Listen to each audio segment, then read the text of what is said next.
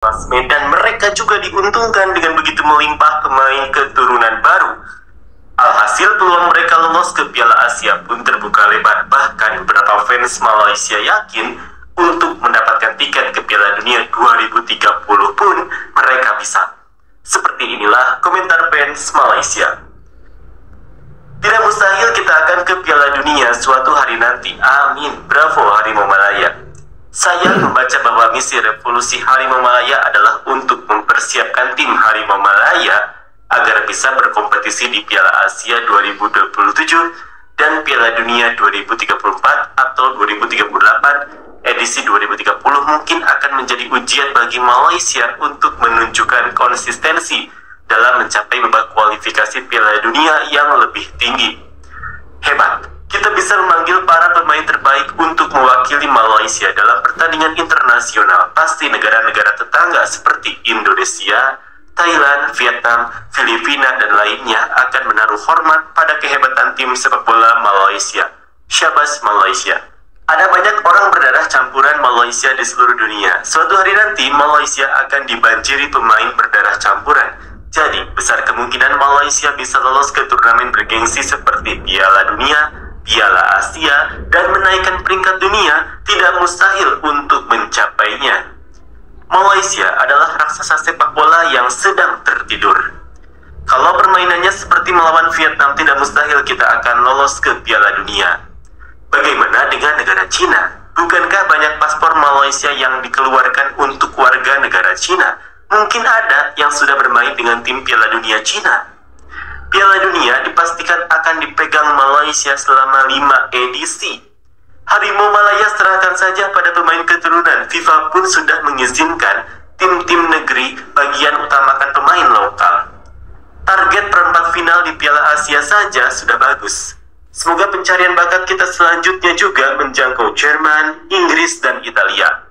Malaysia bisa meraih kemenangan beruntun kali ini. Mungkin kita akan seri saat bermain di kandang Vietnam, tapi yang lain sepertinya bisa kita kalahkan. Grup tempat kita berada sekarang adalah grup yang paling nyaman untuk lolos ke Piala Asia 2027. Saya rasa tidak akan seri. Vietnam akan bermain terbuka di sana. Kita bisa menang 3 poin. Saya rasa skornya 2-0. Kalau begitu 99% peluang Malaysia lolos ke Piala Asia semakin cerah. Secara head to head, berarti Vietnam perlu menang melawan Malaysia 5-0 baru mereka bisa lolos. Assalamualaikum warahmatullahi wabarakatuh. Jumpa lagi dengan saya Pak Dikebut Official. Kumaha watosna? Piye kabare Mas? Ya apa kabare Cak? Apita? Ken kabare? Apa runganan nu apa kareba? Ki apa kabare? Bagaimana kabarnya? Semoga kesehatan dan kebahagiaan selalu menemani hidup Anda. Baik, saya ucapkan terima kasih kepada yang baru pertama kali menemukan video ini, yang baru pertama kali mentutul video ini. Saya ucapkan terima kasih, dan saya ucapkan terima kasih pula kepada Anda yang selama ini support Pak Dikebut Official ya. Tetap support Pak Dikebut Official agar Pak Dikebut selalu semangat mengupload video-video trending saat ini dengan penyampaian yang berbeda. Oke, baru saja kita saksikan komentar-komentar daripada ekor Harimau Malaya. Harimau.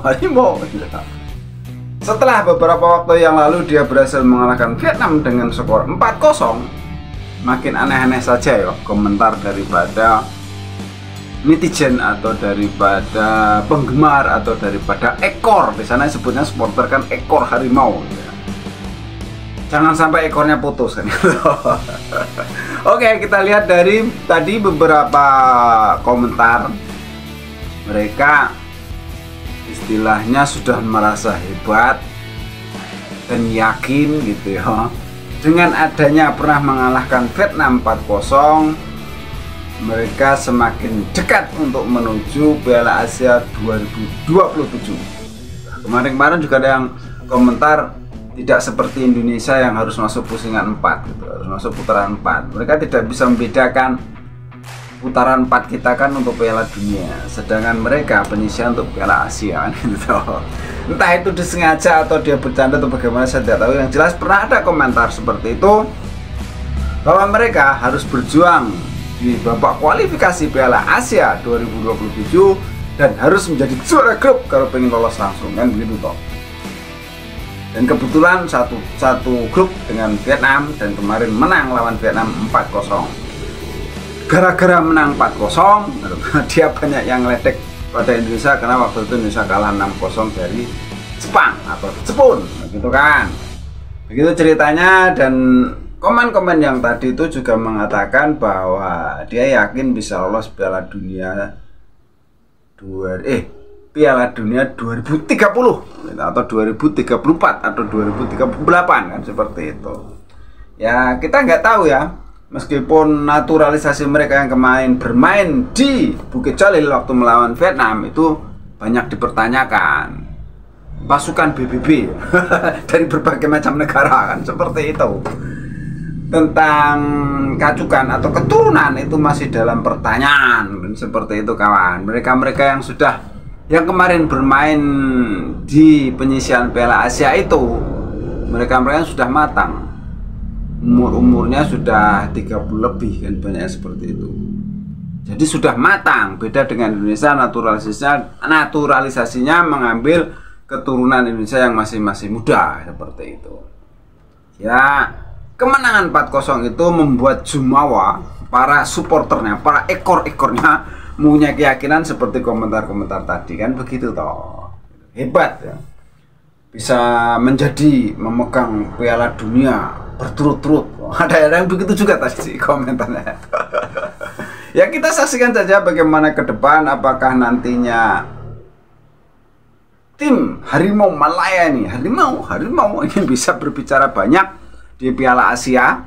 Karena kan kemarin main di Bukit Jalil sebagai tuan rumah, bisa mencukur 4-0. Siapa tahu nanti begitu main di Vietnam itu ganti dihajar, kita tidak tahu. Atau apalah nanti dia menang banyak juga, kita tidak tahu. Kita lihat saja nanti ke depannya bagaimana nasib daripada harimau ini toh.